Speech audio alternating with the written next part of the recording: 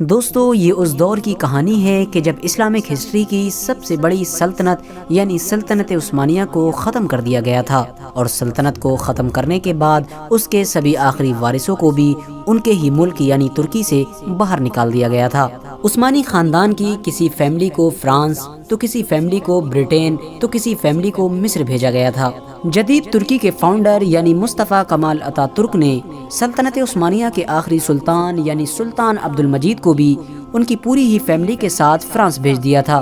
اب ایسی حالت میں پورے ہی عثمانی خاندان کا کنیکشن آپس میں ٹوٹ چکا تھا اور ہر ایک کی مالی حالت خراب ہوتی جا رہی تھی۔ دوستو کیونکہ ہمارے دیش بھارت میں تو پہلے سے ہی سلطنت عثمانیہ کو ختم کرنے کا ویرودھ بڑی تیزی کے ساتھ چل ہی رہا تھا، اور اس پورے پروٹیسٹ کو لیڈ کر رہے تھے مولانا محمد علی جوہر، مولانا محمد شوکت علی اور ساتھ ہی ساتھ گاندھی جی جیسے لوگ۔ ان سبھی لوگوں کی یہ مانگ تھی کہ سلطنت عثمانیہ کو دوبارہ سے قائم کیا جائے، لیکن بدقسمتی سے ان لوگوں کی یہ کوشش ناکام رہی تھی۔ لیکن دوستو جب 1924 میں سلطنت عثمانیہ کے آخری سلطان یعنی سلطان عبد المجید کو ان کے ہی ملک سے نکال دیا گیا اور انہیں ان کی پوری فیملی کے ساتھ فرانس روانہ کر دیا گیا، تو فرانس میں پہنچ کر ان کی مالی حالت بہت کمزور ہو گئی تھی، جس کی وجہ سے وہ اور ان کی فیملی حد سے زیادہ پریشان رہنے لگے تھے۔ عثمانی سلطنت کے آخری سلطان کی یہ حالت دیکھ کر بھارت میں موجود مولانا محمد شوکت علی بہت پریشان ہوئے۔ اب کیونکہ مولانا محمد شوکت علی تو پہلے سے ہی عثمانی سلطنت کی سپورٹ میں بھارت میں بہت زیادہ پردرشن کر چکے تھے، انہوں نے فوراً عثمانی سلطنت کے آخری سلطان یعنی سلطان عبد المجید کو لے کر حیدرآباد کے نظام میر عثمان علی خان سے بات کی اور میر عثمان علی خان سے یہ درخواست کی کہ آپ کو چاہیے آپ فوراً عثمانی سلطنت کے آخری سلطان کی ہر طرح سے مدد کریں۔ حیدرآباد کے نظام میر عثمان علی خان نے مولانا محمد شوکت علی کی اس بات کو بہت سیریس لیا اور فوراً سلطنت عثمانیہ کے آخری سلطان کی ہر طرح سے مدد کی۔ اب دوستو کیونکہ میر عثمان علی خان تو اس دور میں دنیا کے سب سے امیر انسان مانے جاتے تھے، اب بھلا ان کے لیے کسی بھی انسان کی کسی بھی طرح سے مدد کرنا کیا مشکل ہو سکتا تھا۔ انہوں نے نہ صرف فرانس میں موجود آخری سلطان کی فیملی کی مدد کی، بلکہ اس کے ساتھ ساتھ دنیا بھر میں موجود پورے ہی عثمانی خاندان کی مدد کی تھی۔ خاندان کی ہر ایک فیملی کے لیے مہینے پر الگ الگ وظیفہ بھی مقرر کر دیا تھا، جن میں سب سے زیادہ وظیفہ سلطنت کے آخری سلطان یعنی سلطان عبد المجید کے لیے مقرر کیا گیا تھا، اور اس طرح سے حیدرآباد کے نظام اور عثمانی خاندان کے بیچ تعلقات بڑھتے چلے گئے تھے۔ دوستو عثمانی سلطنت کے آخری سلطان کی صرف 2 ہی اولادیں تھیں، جن میں سے ایک بیٹے کا نام شہزادہ عمر فاروق تھا اور ایک بیٹی کا نام در شہوار تھا۔ در شہوار 1914 میں پیدا ہوئی تھی، اور جس وقت انہیں ان کے ہی ملک یعنی ترکی سے نکالا گیا تھا اس وقت ان کی بیٹی یعنی در شہوار کی عمر 10 سال تھی۔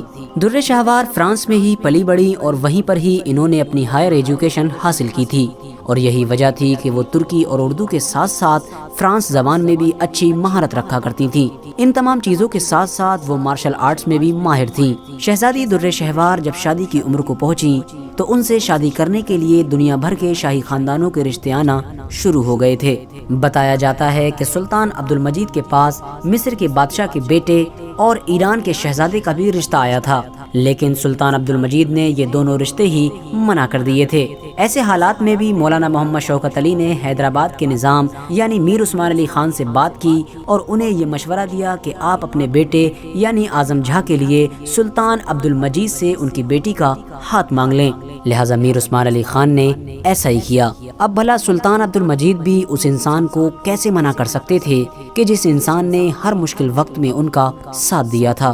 لہٰذا شہزادی در شہوار کا رشتہ حیدرآباد کے نظام میر عثمان علی خان کے بیٹے یعنی اعظم جاں کے ساتھ طے ہو گیا، اور آخرکار 12 نومبر 1931 کو ان دونوں کا نکاح ایک سادہ سی محفل میں کرا دیا گیا تھا۔ اعظم جاں اور شہزادی در شہوار کا نکاح مولانا محمد شوکت علی نے پڑھایا تھا۔ بتایا جاتا ہے کہ اس نکاح میں چند لوگ ہی موجود تھے، جن میں سے کچھ حیدرآباد کے تھے اور کچھ ترکی کے لوگ تھے۔ لیکن دوستو حیرانی کی بات یہ ہے کہ شہزادی در شہوار کا رشتہ حیدرآباد کے نظام کے بیٹے کے ساتھ ہونے کے بعد ہی سلطنت عثمانیہ کے آخری سلطان یعنی سلطان عبد المجید نے اپنے بھائی کی بیٹی یعنی اپنی بھتیجی نیلوفر کا رشتہ بھی حیدرآباد کے نظام میر عثمان علی خان کے دوسرے بیٹے کے ساتھ کر دیا تھا، اور ان کا نکاح بھی فرانس کی اسی محفل میں کرا دیا گیا تھا۔ یعنی اس محفل میں 2 نکاح ایک ساتھ ہوئے تھے۔ اس کے بعد یہ دونوں شاہی جوڑے لگ بھگ 1 مہینے بعد فرانس سے حیدرآباد آئے، جہاں پر ان کا بڑا زوردار استقبال کیا گیا تھا۔ ان دونوں جوڑوں کی شادی کی خوشی میں حیدرآباد ریاست میں 1 دن کی چھٹی کا بھی اعلان کیا گیا تھا۔ دوستو کیونکہ سلطان عبد المجید نے اپنی بیٹی شہزادی در شہوار کو اچھی تربیت کے ساتھ ساتھ اچھی تعلیم بھی دلائی تھی، یہی وجہ تھی کہ شہزادی در شہوار نے حیدرآباد میں آ کر صرف کچھ مہینوں کے اندر ہی حیدرآباد کے لوگوں کا دل جیت لیا تھا۔ شہزادی در شہوار عورتوں کی ایجوکیشن کو حد سے زیادہ بڑھاوا دیا کرتی تھی، یہی وجہ تھی کہ انہوں نے حیدرآباد میں چھوٹی چھوٹی بچیوں کے لیے بہت اچھے اسکول کھلوا دیے تھے۔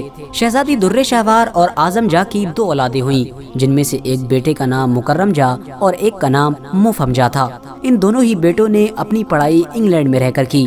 بتایا جاتا ہے کہ شہزادی در شہوار عورتوں سے کہا کرتی تھی کہ عورتوں کو کسی کا محتاج نہیں ہونا چاہیے، انہیں خود اپنے پاؤں پر کھڑا ہونا سیکھنا چاہیے۔ شہزادی در شہوار نے حیدرآباد ریاست میں لڑکیوں کے لیے ایک بہت اچھا اور بڑا کالج بھی کھلوایا تھا، جس کا نام باغ جہاں آرا کالج تھا۔ دوستو آج بھی حیدرآباد شہر میں ان کے نام سے ایک ہاسپٹل موجود ہے، جو خود انہوں نے ہی قائم کیا تھا۔ حیدرآباد کے سب سے مشہور ہاسپٹلز میں سے ایک ہاسپٹل یعنی عثمانیہ ہاسپٹل کی بنیاد بھی شہزادی در شہوار نے ہی رکھی تھی۔ اس کے علاوہ انہوں نے خاص بچوں کے لیے در شہوار چلڈرن ہاسپٹل بھی کھولا تھا۔ علی گڑھ مسلم یونیورسٹی میں موجود اجمل خان میڈیکل کالج کی اوپننگ بھی شہزادی در شہوار نے ہی کی تھی۔ اتنا ہی نہیں، انہوں نے 1940 میں حیدرآباد کے سب سے پہلے ایئرپورٹ کی بھی اوپننگ کی تھی۔ دوستو عثمانی سلطنت کی اولاد یعنی شہزادی در شہوار نے اپنی زندگی کا زیادہ تر حصہ حیدرآباد میں ہی گزارا تھا، اور اس کے بعد آخرکار 2006 میں 92 سال کی عمر میں ان کی وفات ہو گئی تھی۔ فی الحال دوستو آج کی اپنی ویڈیو کو ہم یہیں پر ختم کرتے ہیں۔